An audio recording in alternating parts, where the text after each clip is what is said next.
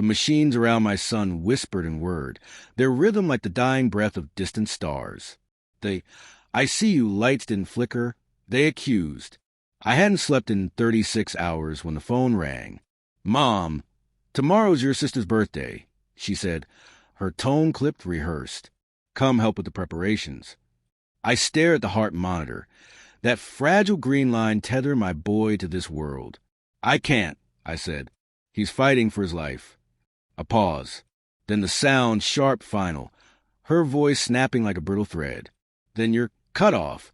The line went dead, and so did something inside me. I hung up, blocked her number, and sat there, eyes fixed on the pulsing light, steady, stubborn, wondering what kind of mother could turn affection into a weapon. The next morning, my son opened his eyes. His voice was faint, trembling. "Mom," he whispered, "Grandma caused it."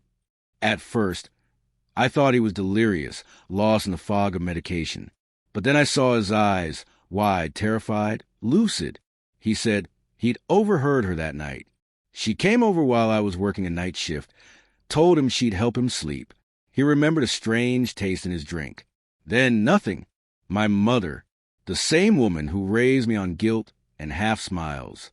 The same woman who equated love with obedience. I should have shattered then. But grief refines you. I burned and came out sharper. Growing up, she called herself the glue that held the family together. But glue doesn't hold. It traps. She decided who we loved, who we despised, who belonged, and who didn't. I was her favorite until the day I married. Then came the chill, the manipulation. She called my husband a thief, the man who'd stolen me from her.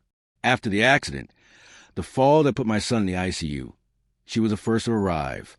She came with flowers, with tears, performing grief so perfectly even I almost believed her. But then I remembered. The day before the accident, she'd taken him out for ice cream. He'd come home drowsy, too drowsy. Later, when doctors mentioned traces of toxins in his blood, not enough to kill, but enough to sedate, the pieces started falling into place. I didn't confront her. That's what she wanted. A scene she could twist into proof that I was unstable.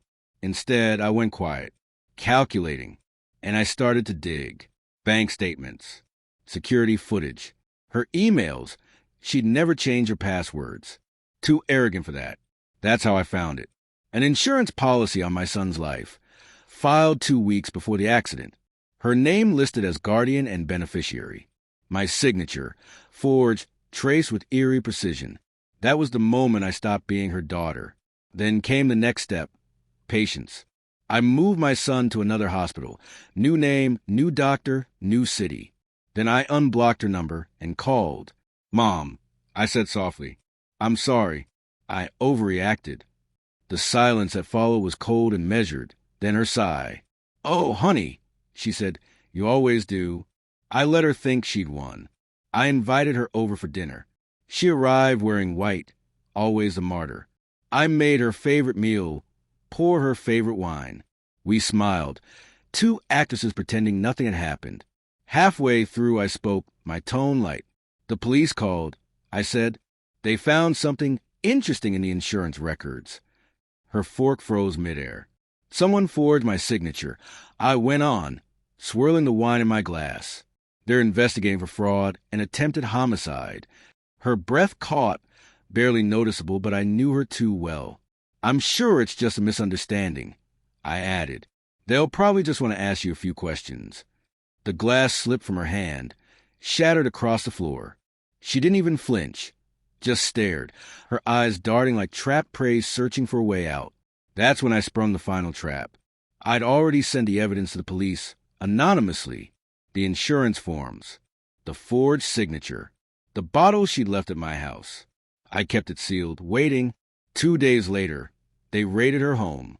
They found sedatives, handwritten notes, copies of forged documents. They called it premeditated endangerment.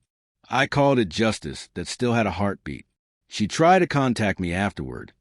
Letters from county jail, full of pleading excuses and blame disguised as sorrow. I never opened a single one. Last week, I stood beside my son's hospital bed. He's walking again, slowly, carefully. "Will Grandma ever come home?" he asked. I told him the truth. No, sweetheart, some people belong behind glass. He nodded, quiet for a moment, then said something that hollowed me out and healed me all at once. You saved me. Maybe I did. Or maybe I just finally stopped letting her win. Either way, when I left the hospital that night, I drove past her old house, lights off, curtains drawn. For the first time in my life, it looked small, like her, and that's when I realized revenge isn't fire. It's silence. It begins when the screaming ends.